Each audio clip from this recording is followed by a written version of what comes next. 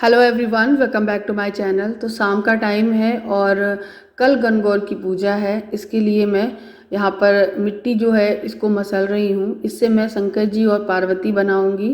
गणगौर की पूजा में गणगौर गणगौरा बनाए जाते हैं, लेकिन हमारे बुंदेलखंड में शंकर जी और पार्वती की प्रतिमा बनाई जाती है, उन्हीं की पूजा की जाती है।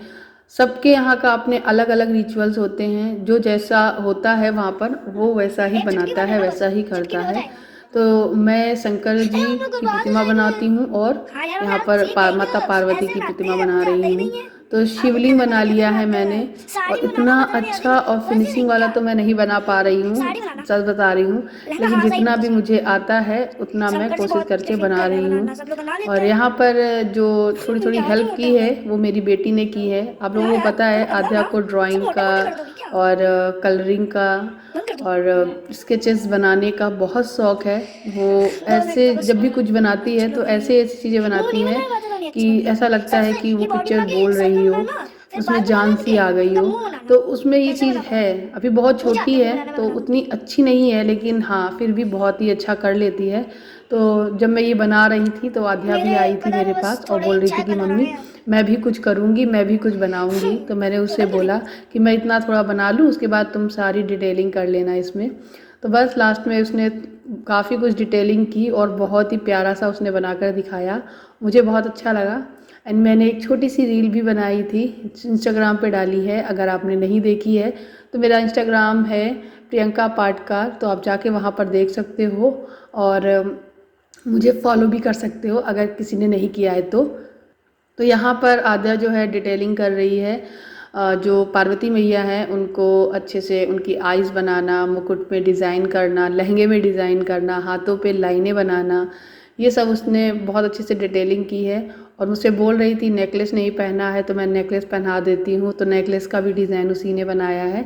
उसने छोटी छोटी चीज़ों का ध्यान रखा है। उसने उसने ये भी देखा कि माता रानी का एक तरफ का कान नहीं है, तो मैंने बोला बालों से ढका है, तो बोल रही है बाल एक तरफ है तो दूसरी तरफ क्यों नहीं है। तो दूसरी तरफ उसने छोटा सा एक कान बनाकर लगाया।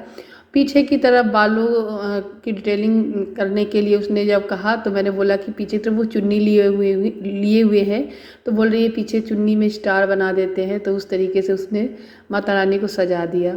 और अब ये है दूसरा दिन, जिस दिन गणगौर की पूजा थी।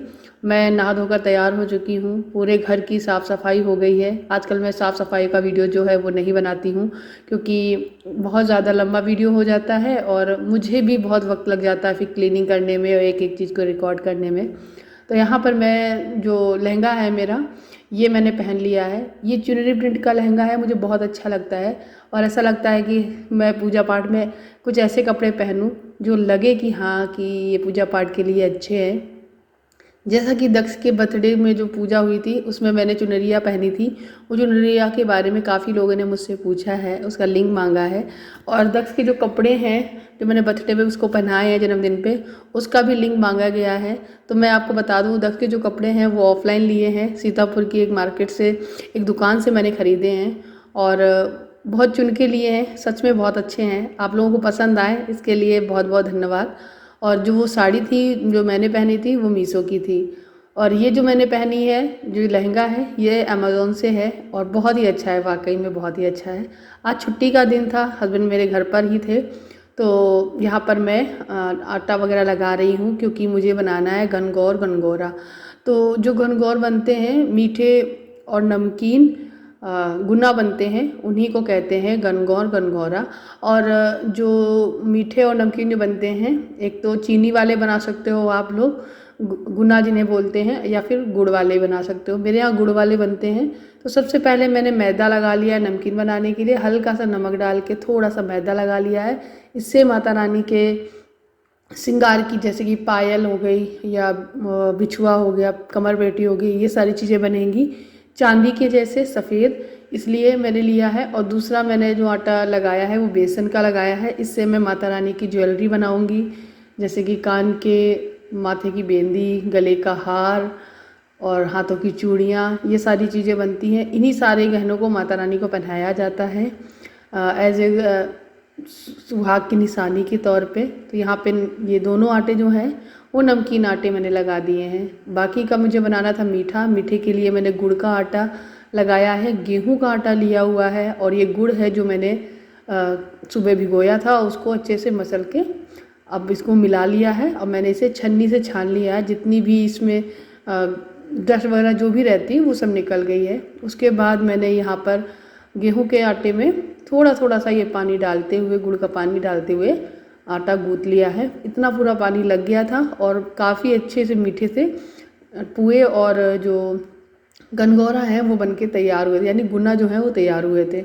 गुना बहुत टाइप के बनाए जाते हैं, मोटे, बड़े, छोटे, बहुत ज़्यादा बड़े साइज़ में, लेकिन आपको जैसा समझ में आए वैसा बनाइए। मैं बहुत छोटे छोटे बना रही हूँ जैसे हमारे यहाँ बनते हैं। तो सबसे पहले मैंने माता रानी के गहने बनाए, ये हार बनाया और बेंदी बनाई, कान के बनाए, ये सारी चीज़ें बनाने के बाद माता रानी की चूड़ियाँ वगैरह हैं वो सारी चीज़ें बनाई। इन सारी चीज़ों को बनाने के बाद फिर मैंने जो गनगौर है वो बनाना स्टार्ट किए, गुना जो है वो बनाना स्टार्ट किए, नमकीन गुना। तो बीच में आद्या भी आ गई थी और वो भी कह रही थी, जिद कर रही थी कि मुझे भी बनाना है, तो फिर मैंने उसे भी बनाने दिया। बहुत अच्छा लगता है जब बच्चे हर एक काम में आगे बढ़कर आते हैं, ज़्यादातर बेटियाँ, तो मुझे बहुत अच्छा लगता है उसे हर चीज़ सिखाना करना। देखो, शादी के बाद किसको क्या करना है, कहाँ जाकर कहाँ जाएंगे, उनके घर में कैसा होता है वो अलग चीज़ है, लेकिन काम में साथ दिलवाना या फिर अपने घर की जो भी पूजा पाठ है उसमें शामिल होना वो एक बहुत बड़ी बात है। तो यहाँ पे ये मैंने बना लिए सारे। उसके बाद फिर मैं नीचे बैठकर जो बनाने थे मुझे मैदे वाले और आटे वाले, वो मैंने नीचे बैठ के बनाए थे, क्योंकि बहुत ज़्यादा बनाने हैं थोड़े थोड़े करके।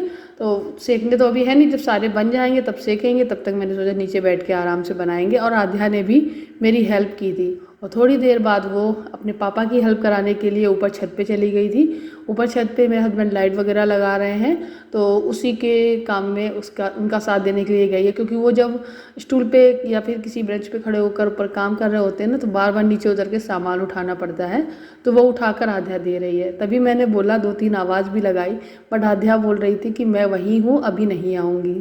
तो मैंने बोला ठीक है, अब मेरा काम तो हो ही गया, थोड़ा सा ही रह गया है, मैं कर लूँगी।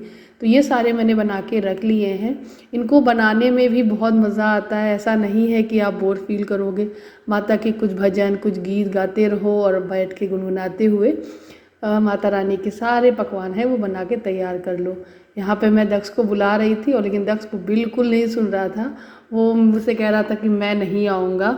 मैं उससे ये बोल रही थी कि आ जाओ मेरे पास, यहीं बैठो आके, मैं तुम्हें दिखाती हूँ क्या क्या है, क्या क्या बना रही हूँ, लेकिन वो नहीं सुना। फिर बस उसके बाद फिर मैं यहाँ पर आ गई हूँ कढ़ाई में तलने के लिए इन सभी को। सबसे पहले सारे जेवर वगैरह बना के निकाल लिए हैं, उसके बाद मैंने बाकी के सारे गुना जो है उन्हें तैयार कर लिया है।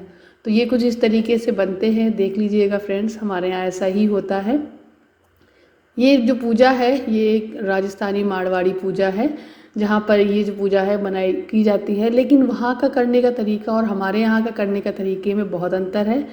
वहाँ ईसा गौरी पूजे जाते हैं और हमारे यहाँ शिव पार्वती पूजे जाते हैं। बात एक ही है, वो गुड्डा गुड़िया टाइप के रखते हैं, ईशा गौरी रखते हैं, और हम लोग शिव जी की शिवलिंग की पूजा करते हैं और माता पार्वती की पूजा करते हैं। सुहाग के लिए होती है, सुहाग की मंगल कामना के लिए की जाती है।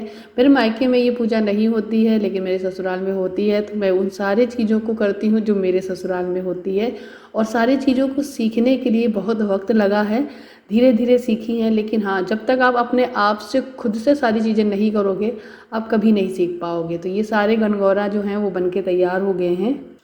फिर मैं आ गई थी मंदिर में। मंदिर में आकर माता पार्वती और शिव जी को आसन पे विराजित किया है, और अभी मैं चौक बनाऊंगी और उन चौक पे थोड़े से अच्छी से रख कर उस पटे को, माता रानी बीच पे विराजित हैं, उनको मैं वहाँ पर रखूँगी। पूजा की सारी तैयारी कर रही हूँ, सारे बर्तन धुले चमकाए अच्छे से। जब सारे बर्तन धुल के चमका के ले आते हो ना, तो मंदिर में जब रखते हैं ना तो अलग ही चमक होती है। और यहाँ पे मैंने चौक बना लिया है, चौक बना के अच्छा रख कर शिव पार्वती को विराजित किया है। और मुझसे एक लोगों ने कमेंट करके बोला है कि जो आपने राम भगवान का जो आसन है, जो नीचे रेड वाला पटला था वो निकाल के रखा है, वो अच्छा नहीं लग रहा है, वो लगाओ, राम भगवान को थोड़ा सा ऊपर करो। तो मैं ज़रूर लगाऊंगी, मैं बहुत जल्द आपको दिखाऊंगी कि मैंने उसको लगा दिया है, क्योंकि जैसा आपको सही लग रहा है, अगर वैसा ही आप अच्छा देखना चाहते हो तो मैं वैसा ही करूँगी। मैं उसको वैसे ही लगाऊंगी। यहाँ पे माता रानी को मैंने हल्दी लगा दी है और महावर लगा दिया है, क्योंकि जब हम माता रानी को हल्दी और महावर चढ़ा देंगे फिर हम अपने पैरों में हल्दी और महावर लगाएंगे। हमारे यहाँ जब भी महावर लगाया जाता है पैरों में तो हल्दी ज़रूर लगाई जाती है। हमारे यहाँ हल्दी महावर का बहुत महत्व है और राजस्थान में मेहंदी का बहुत ज़्यादा महत्व रहता है। हमारे यहाँ मेहंदी का कम, हल्दी और महावर का ज़्यादा रहता है। उसके बाद यहाँ मैंने माता रानी की जोत जगा दी थी और जोत का सबसे पहले टीका किया जाता है, यानी हमारे गणेश जी भगवान का। उसके बाद पूजा विस्तारी जाती है, सब पूजा तभी संपन्न होती है। तो यहाँ पर मैंने जोत का पूजन कर दिया है और उसके बाद यहाँ पर मैंने एक धूप बत्ती जलाकर रख दी है। यहाँ पे एक चीज़ हो गई थी जिसको देखकर, जिसको महसूस करके एकदम मेरे रोंगटे खड़े हो गए थे। कुछ ऐसा हुआ था, जैसा कि मैं आपको बताऊं कि यहाँ पे मैंने सभी मेरे जो भगवान जी सभी कपड़े पहने बैठे हुए हैं। माता रानी और शिव जी जो मैंने बनाए हैं उनको भी मैंने वस्त्र पहना दिए हैं। तो जो कलश होता है या फिर जो गणेश जी होते हैं उनको भी ज्योति जो मैंने बनाई है उनको भी कपड़ा जरूर पहनाया जाता है। किसी को ऐसा नहीं लगता तो कपड़े के रूप में हम लोग कलावा पहना देते हैं। अगर आपके यहाँ कपड़ा ना हो भगवान जी के तो आप कलावा तोड़ो और कलावा को मोड़ के उसको पहना दो। और एकदम से क्या हुआ, वो कलावा थोड़ा सा जलने लगा। वो मेरा ध्यान बिल्कुल भी नहीं था, अचानक से पता नहीं क्या हुआ, कैसे हुआ, मेरी नज़र उस पर पड़ी और वो बिल्कुल लगा ही था। मैंने फटाफट उसे बुझा दिया और वो बच गया। और अचानक मतलब सबसे बड़ी बात पता है क्या थी कि जब मैंने वो कलावा देखा तो वो वहाँ से हल्का सा काला हुआ और लेकिन वो जल के टूटा नहीं, अलग नहीं हुआ। ये बहुत बड़ा चमत्कार था और मैं माता रानी को बहुत बहुत शुक्रिया कह रही थी। यहाँ पे मैंने एक बड़ी सी माला दोनों भगवान जी को इस तरीके से पहना दी है और उसके बाद पूड़ी रख के उसमें 16 गिन के मैंने ये रखे हुए हैं जो गनगौरा हैं उनको, और 16 जो है अपनी गोदी में रख लेनी है। क्योंकि जब पूजा हम करते हैं, माता रानी की कथा सुनते हैं तो खाली गोद करके पूजा नहीं करते हैं, खाली गोद करके पूजा नहीं सुनते हैं। और यहाँ पे मैंने दक्षिणा रख दी थी क्योंकि कुछ भी कमी हो, भूल चूक हो, वो दक्षिणा पूरा कर देती है। और यहाँ पे हल्दी सिंदूर रोली लगा के सब कुछ मैं कर ही चुकी थी, फल भी चढ़ा दी थी। दूबा का बहुत ज़्यादा महत्व होता है। दूबा एक घास होती है जो कि गणेश जी को बहुत प्रिय होती है। और यहाँ पे मैं 16 निकाल रही हूँ जो आप दान कर सकते हो अपने बड़ों, घर के बड़ों को, या फिर मंदिर में या कहीं पर भी आप ज़रूरतमंद को दे सकते हो। तो ये सारी चीज़ें मैंने पहले कर ली हैं। उसके बाद मैं यहाँ पर बैठ के कथा भी सुनूंगी। तो यहाँ पहले मैंने एक कागज़ पे 16 बिंदियाँ लगाई। 16 मैंने हल्दी की लगाई और 16 मैंने महावर की लगाई थी और 16 मैंने सिंदूर की लगाई थी। और बहुत सारे लोग 16 काजल की और मेहंदी की भी लगाते हैं, बट हमारे यहाँ मेहंदी नहीं लगती तो मैंने मेहंदी की नहीं लगाई। आप लगा सकते हो, कोई वो बड़ी बात नहीं है, क्योंकि मेहंदी भी सुहाग की निशानी होती है। अब इसको पीछे मैं इस तरीके से रख देती हूँ, जैसा मैं हर साल हमेशा करती हूँ ठीक वैसे ही करती जा रही हूँ। उसके बाद जो ये कच्चा दूध लिया है इसको मैं 16 बार माता रानी पर इस तरीके से छिड़कूँगी और 16 बार अपने सुहाग जो के सामान जो पहने हुए हूँ, जैसे कि चूड़ियाँ मैंने पहनी हुई हैं, उन पे चूड़ियों पे 16 बार इस तरीके से लगाएंगे। 16 बार ये सभी चीज़ों पे लगा सकते हो जो भी आपने जेवर पहना हुआ है। तो इस तरीके से की जाती है ये पूजा। उसके बाद कथा सुननी है तो मैंने कथा लगा ली थी मोबाइल पर ही, और मैंने और मेरी बेटी ने सुना था बैठकर कथा।